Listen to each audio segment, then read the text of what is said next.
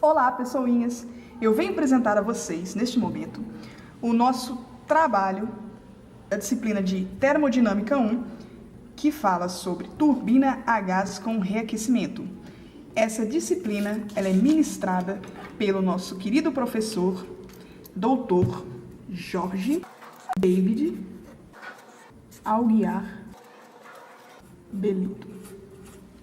O nosso grupo é composto pelas seguintes integrantes: Ana Carolina, Karina, Marcela, Maria Tereza, Nicole e, por fim, Thalita. Nós somos alunas do curso de Engenharia Química da Universidade Federal de São João del Rei, campus Alto Paraopeba.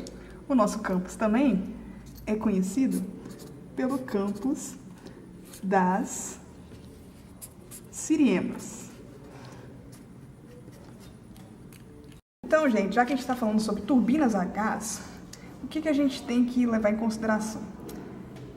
Sabe-se que a turbina a gás ela é considerada, frente à turbina a vapor, mais leves e mais compactas. Aqui nós temos um exemplo de uma turbina a gás. Agora vamos falar do histórico das turbinas a gás.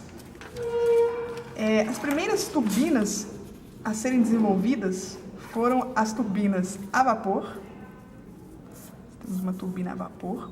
E as turbinas hidráulicas, utilizadas nas usinas hidrelétricas.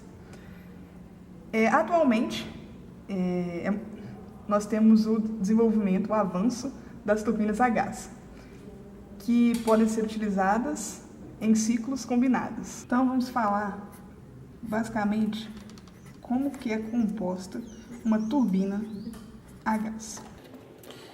Os componentes envolvidos são, basicamente, um compressor que está acoplado em um eixo a uma turbina. Interligado a ambos tem-se uma câmara de combustão. Esqueci de falar turbina. E à medida, então, que gases vão escapando até a turbina, essa turbina, ela gira o eixo e formando trabalho. Agora vamos dar início à definição.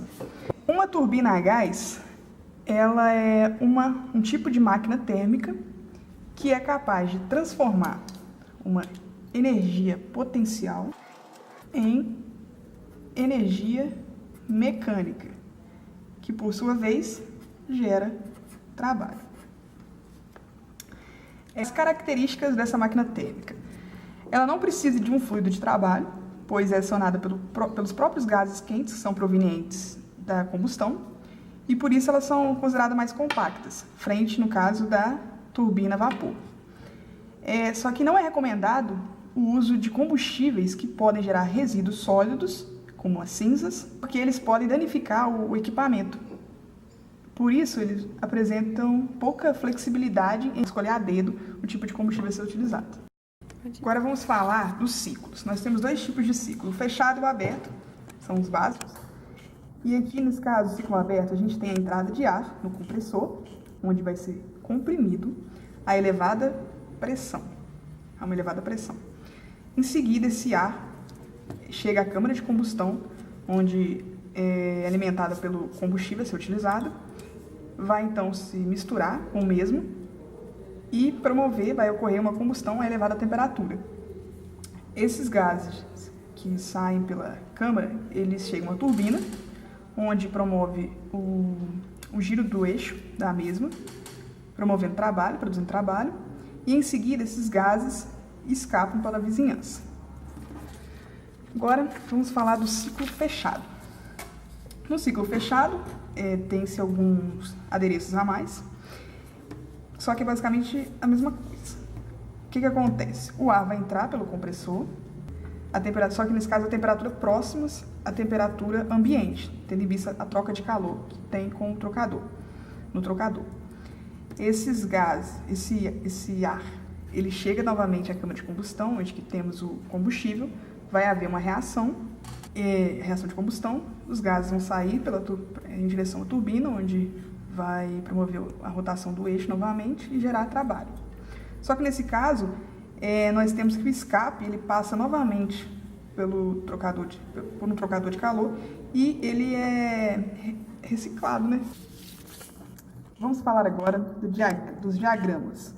Primeiramente, nós temos o diagrama PV, esse diagrama, e depois o TS. São para ciclos fechados ou abertos. Nesse caso, o diagrama PV tem-se, então, de 1 para 2 a compressor. De 3 para 4 tem-se os processos que ocorrem na turbina, processo de expansão, que são ambos isentrópicos. E essa área geral, total, ela representa o trabalho líquido produzido. Então, detalhando um pouco mais esse diagrama, a gente tem que entre A, 2, 1, B, é uma área correspondente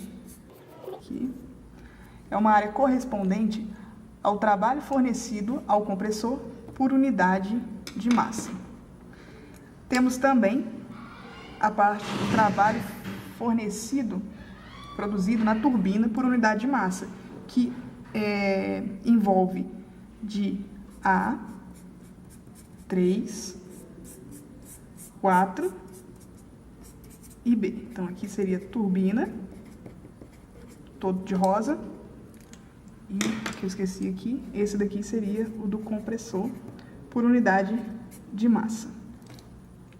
Então, vamos falar agora do diagrama TS, que nós temos a variação de entropia por temperatura.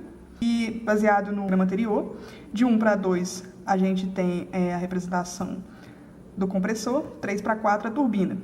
E, neste caso, a área líquida desse gráfico representa o calor líquido adicionado durante o processo. E, detalhando também, novamente, esse diagrama, tem-se que de 1B a 4, seria o calor rejeitado pela massa, por unidade de massa. Então, calor rejeitado por massa. E, em contrapartida, essa região toda de B2, 3A, seria o calor. Bom, gente, agora nós vamos falar do funcionamento, como que é descrito o funcionamento do ciclo. A gente tem as seguintes equações que explicam, que estão relacionadas com o ciclo. No caso, a do trabalho de um ciclo produzido por unidade de massa. Agora, outra equação importante é o trabalho consumido no ciclo por unidade de massa. Mais uma seria o calor adicionado ao ciclo por unidade também de massa. Calor rejeitado do ciclo também por unidade de massa. E, por fim, a eficiência térmica que relaciona todas essas demais equações.